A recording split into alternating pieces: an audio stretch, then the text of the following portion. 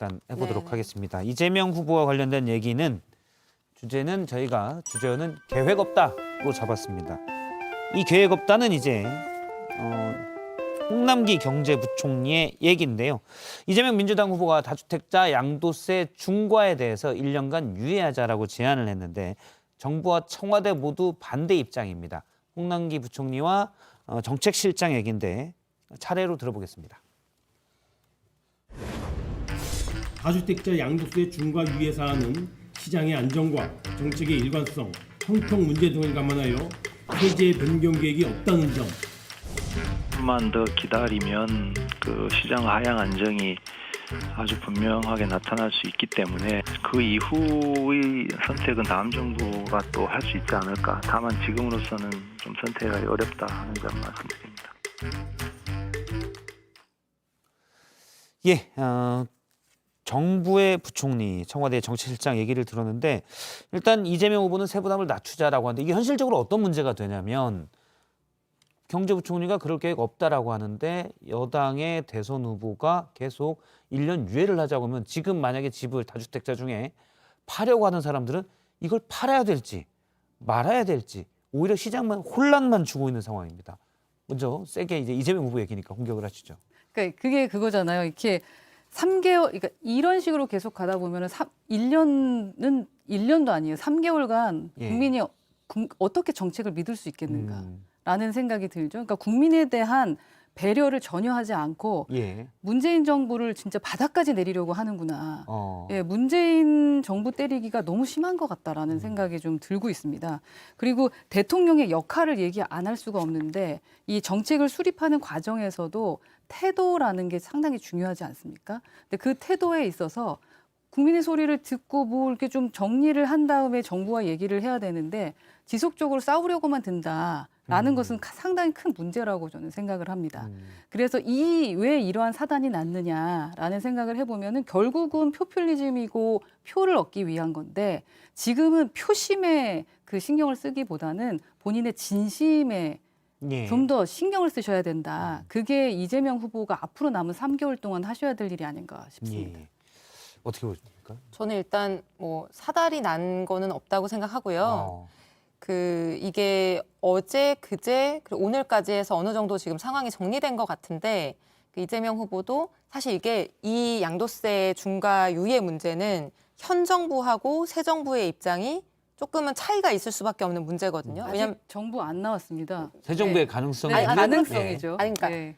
새로 정부에 도전하는 사람과 예. 현 정부의 입장은 다를 수밖에 없는 측면이 있는 게 현 정부가 이제 작년에 70대책을 발표하면서 이거에 대해서 어떤 정책적 판단을 했고 거기에 대해서 예컨대 정책의 일관성이나 신뢰성을 유지해야 되는 이해관계가 있고 그런데 새로 대통령에 도전하는 사람들 입장에서는 어떤 정책을 계속 유지하는 측면보다는 거기에 대한 평가가 안 좋다라고 하면은 새로운 정책을 제시할 수 있는 것이죠. 예. 그런 측면에서는 저는 뭐 이견이나 뭐 차별화나 이런 차이가 발생할 수도 있다고 생각을 하고요.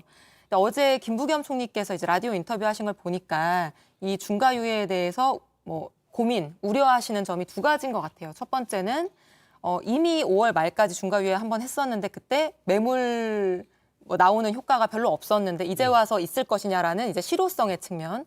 두 번째는 그 당시에 매물을 그 양도세 중과유예 때문에 내놓으신 분들도 있는데 그럼 그분들의 신뢰가 깨지는 측면. 이제 요 두 가지가 있고 이 두 가지도 저는 일리는 있을 수 있다고 생각을 하는데요. 근데 이제 다만 지금 어쨌든 부동산 가격 안정화나 뭐 서민 경제 이런 측면에서 이 매물이 어떻게 하면 좀 더 나올 것이냐라는 관점에서 이제 고민하는 사람들 다양한 시각을 놓고 봤을 때는 일단은 5월 말까지의 중과유예 때는 종부세가 지금보다는 상대적으로 낮았죠. 예. 그러니까 보유세가 낮은 상태에서 양도세가 높을 때의 효과와 지금은 이제 그때에 비해서 종부세가 높아진 상황에서 보유세가 높으면서 양도세가 높을 때에는 사실 이제 매물 효과는 다를 수 있는 부분이거든요.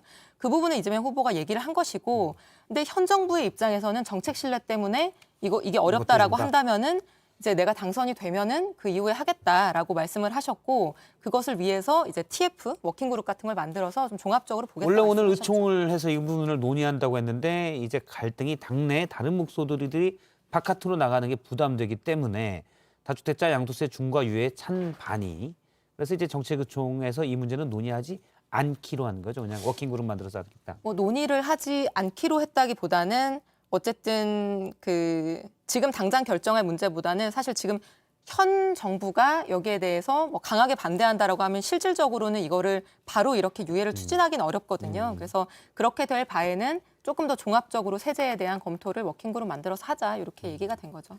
그러니까 문재인 정권이 이제 부동산 정책 26번 남발을 해가지고 지금 큰 실수를 했죠. 그래서 예. 마지막까지 우선 우리가 뭔가 해결을 해보겠다라고 하면서 정책을 만드는 거 아니겠어요. 근데 지금 후보가 공약도 아니고 유턴을 시켜버린다는 겁니다. 이게 정책에 대해서는 난장판이 되고 있는 거거든요. 그러면은 손해보는 건 누구냐? 국민이라는 겁니다. 아까 말씀을 하셨지만 이건 공약도 아니고 지금 와서 막 겁박을 하면서 해라 안 해라 하다가 이제는 뭐 워킹그룹으로 이야기를 나눠보겠다. 그랬을 때 근데 혹시라도 이재명 후보가 대통령이 되면 어떡하지? 하면서 이 공무원들은 도대체 어떻게 움직여야 되는 건지 그걸 지켜보는 우리 국민들은 어떻게 지켜봐야 되는 건지 당장 집을 팔아야 되는 사람과 아니면 뭔가를 해야 되는 분들은 어떤 결정을 내려야 되는 건지 이건 정말 너무나 혼란스럽고 지금 이건 진짜 난장판이다. 이거는 워킹그룹 만들어서 고민할 게 아니라 이건 우선은 공약이다라고 말씀을 하시든 아니면 힘을 실어주셔야 되는 게 아닌가요? 저는 아니, 그런 저는 생각을 합니다. 정치인이 어떤 중요한 정책에 대해서 정치적 의사를 피력하는 거를 정부에 대한 겁박이다 이런 얘기는 정치적 처음 듣고요. 의사만 말씀하신 게 아니죠. 아니 겁박을 했으면 이렇게 청와대부터 시작해서 정부가 뭐 자기 의견을 낼 수 있나요? 그런 건 아니고 지금 겁박이 될 수 있는 상황도 아니고요. 근데 정치인으로서 어떤 사안에 대한 해법을 본인 의견으로 제시를 한 것이고요. 그 정책 결정 과정이라고 하는 거는 대선 후보가 뭐 여당의 대선 후보 결정한다고 해서 된다고 생각하는 사람 누가 있어요? 정부가 동의해야 되고 야당하고도 어느 정도 공감대가 이루어져야 되는 거죠. 그 과정이라고 봐주시면 좋을 것 같습니다. 대변인님 말씀하신 대로만이라면 뭐 걱정 예. 안 해도 되겠네요. 걱정 안 하셔도 사실 될 것 다주택자 같은데. 양도세 중과는 법상이기 때문에 지금 과반을 훌쩍 넘은 여당이 사실 적극적으로 추진해도 그냥 될 수도 그렇죠. 있는 예. 아니긴 합니다. 네. 예, 오늘 관련된 얘기 여기까지 듣도록 하겠습니다. 고맙습니다. 감사합니다.